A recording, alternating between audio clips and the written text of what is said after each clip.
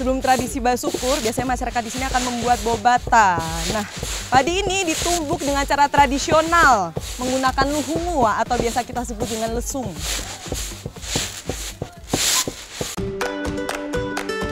Bagi masyarakat Tobelo Dalam, laki-laki dan perempuan mempunyai peran yang sama dalam melakukan kegiatan. Para laki-laki tak segan ikut turun tangan menumbuk padi supaya pekerjaan cepat selesai. Ternyata luhungu ini susah sekali karena memang butuh kekompakan dan juga harus bergantian. Ini dari tadi saya mau baku hantam dengan abangnya. Setelah kulit padi terkelupas, beras akan ditapis untuk membersihkan kulit arinya. Beras bobata ini harus ada di acara basukur dan berasnya nanti akan dimasukkan ke daun goliowa. Bagi masyarakat Tobelo Dalam, daun goliowa layaknya daun pisang bagi masyarakat pada umumnya. Daunnya yang lebar cocok untuk membungkus berbagai makanan dan lebih tahan terhadap panas. Nah, sudah dibungkus daun goliowa, ini dimasukkan ke dalam bambu yang muda dan sudah ada air di dalamnya. Satu bambu bisa muat 2 bopata. Dan harus didorong ke dalam supaya dia nanti masaknya jadi merata. Daun goliowa akan melapisi nasi supaya tidak gosong dan lengket saat dibakar. Nasi bobatanya sudah matang dan juga bapak-bapak sedang mempersiapkan untuk bahan-bahan yang lain. Nanti kalau sudah dingin mau kita bawa. Awas panas mama. Ya sabar. Begini toh. Oke. Sebelum memulai ritual basukur, para tokoh adat akan menuju sungai tempat padi sungai tumbuh. Padi sungai ini menjadi cerita yang tak terpisahkan dari legenda nenek moyang masyarakat Wangongira. Padi molulu di sini sebagai indikator untuk menentu kira-kira yang di kebun itu sudah mulai panen atau belum. Nah, kalau selama padi di sungai ini masih dalam keadaan di bawah air, nah berarti yang di kebun juga belum panen. Iya. Dalam legenda suku Tobelo Dalam di sini, dahulu ada seorang perempuan yang mengambil padi di ladang menggunakan saloi. Saat pulang, sang perempuan tersungkur ke sungai Molulu dan padinya tumpah. Dari kisah ini, masyarakat Tobelo Dalam di Wangongira percaya padi yang tumbuh di sungai ini berasal dari kisah yang ada. Sehingga bagi warga setempat, sungai Molulu adalah sungai yang dikeramatkan. Padi molulu ini dia uniknya tumbuhnya di atas batu dan juga di sungai yang berarus. Nah, jadi kalau padinya itu sudah mulai naik ke atas, ini pertanda bahwa panen yang di kebun sudah siap dan bisa diambil. Padi yang tumbuh di sepanjang sungai Molulu ini juga menjadi kalender alam. Saat padi tumbuh menjadi penanda mulainya musim tanam. Begitupun saat padi berbulir seperti sekarang. Tandanya, masyarakat Tobelo Dalam di Wangongira harus bersiap memasuki musim panen.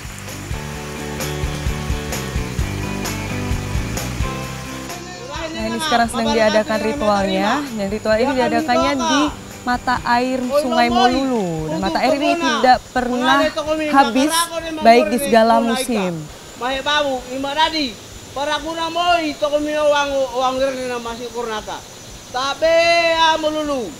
Dia akan menghidup kami apine, dia mengigono odu tutumoy mangale tongona. Tapi melulu. Dan ibu ini adalah ketua adat yang sudah lama ikut aja.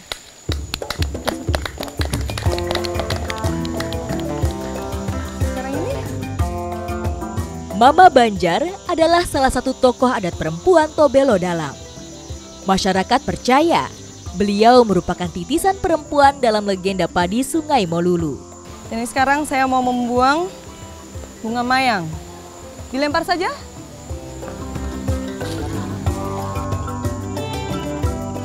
Sebagai pendatang, saya merasa tersanjung diberi kepercayaan turut bergabung dalam ritual adat basukur ini. Ritual basukur menjadi harapan bagi masyarakat untuk panen yang melimpah. Sekaligus upaya mereka untuk menjaga sumber air kehidupan. Hidup bermukim menjadikan masyarakat Tobelo Dalam menekuni aktivitas pertanian padi gunung. Kalender alam masyarakat Tobelo Dalam di Wangongira memang jarang meleset. Setelah melihat padi Sungai Molulu sudah mulai matang, ternyata sebagian padi gunung masyarakat juga sudah siap dipanen. Berbeda dengan padi sawah, nih padi gunung ini memiliki cara tersendiri untuk panennya. Jadi nggak semua dibabat habis sampai ke pangkal, hanya di batang padinya saja. Padi gunung biasanya ditanam di wilayah perbukitan tak ada hujan.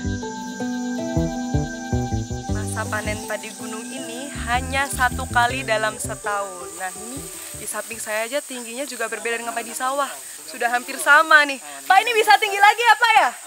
Bisa tinggi lagi? Iya, ada yang lebih tinggi lagi. Wah, kata bapaknya ada yang lebih tinggi. Kalau lebih tinggi lagi pasti saya udah tenggelam di antara padi-padi ini.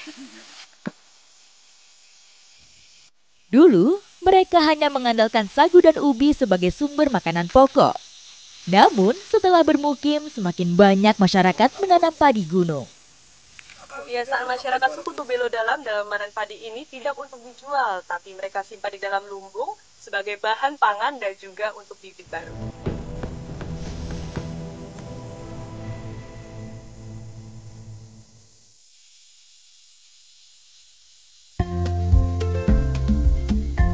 Suku Tobelo Dalam dikenal sebagai manusia yang menggantungkan hidupnya dengan alam. Meskipun sudah bermukim, tidak melupakan cara hidup mereka di masa lalu.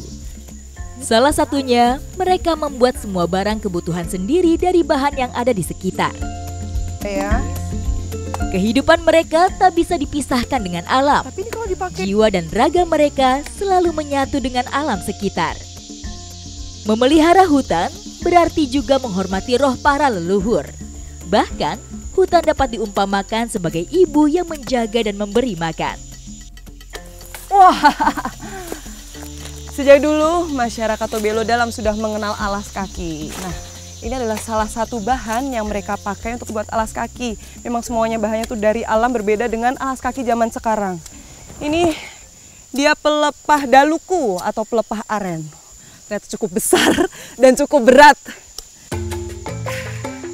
Lebih dari 150 spesies tumbuhan mereka manfaatkan untuk kebutuhan hidup. Mulai dari makanan dan bahan perlengkapan sehari-hari. Salah satunya daluku atau aren. Tak hanya untuk bahan makanan, pelepahnya biasa digunakan sebagai bahan alas kaki tradisional. Pohon aren atau Arenga pinnata merupakan salah satu jenis tanaman palma yang tumbuh subur di wilayah perbukitan tropis.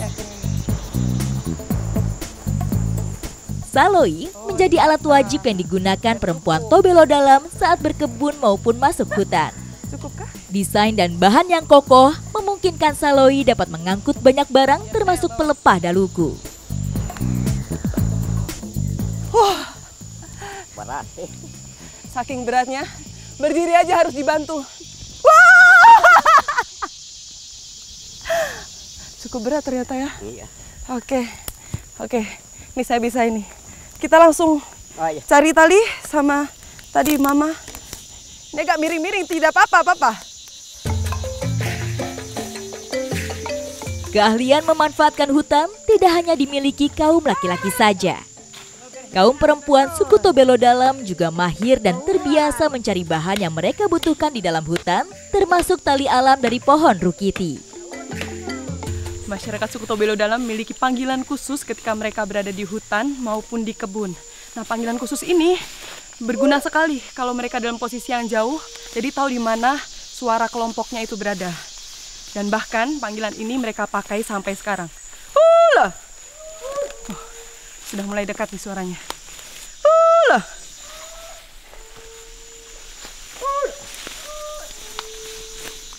Halo. Ternyata Mama sudah ketemu ini. Sudah dapat talinya Mama? Oh, nyaman. Ih, berat sekali nih saloinya. Perempuan suku Tobelo Dalam ini ternyata memang sangat kuat sekali. Dan saloi ini selain dipakai untuk mengangkut bahan alam, dipakai juga bahan-bahan kebun. Boleh kita tukar, Mama? Ih, berat sekali, tidak kuat ini saya sudah. Semua bahan sudah terkumpul. Ini sebagai bukti seberapa kuatnya perempuan suku Tobelo Dalam. Wah, berat tidak Mama? Tidak. Wah, luar biasa kuat memang. Oke, kita geser Mama. Iya. Iya.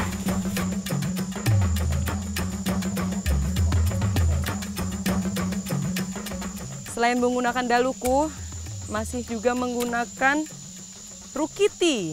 Ini kulit pohonnya yang dipakai sebagai talinya. Jadi bukan bagian luarnya tapi bagian dalamnya. Itu sangat kuat. Bukan cuma sebagai sandal, tapi bisa juga dipakai untuk saloi. Semakin kering, semakin kuat lagi. Rukiti menjadi salah satu tali alam yang sering digunakan masyarakat Tobelo Dalam. Tali alam ini tak hanya kuat, namun juga memiliki kelenturan yang dapat menahan beban. Nah, ini dia dalukunya. Ini sekarang saya mau pasang buat saya sendiri nih. Sebelum membuat lubang tali, saya harus mengukur sendiri menggunakan kaki saya.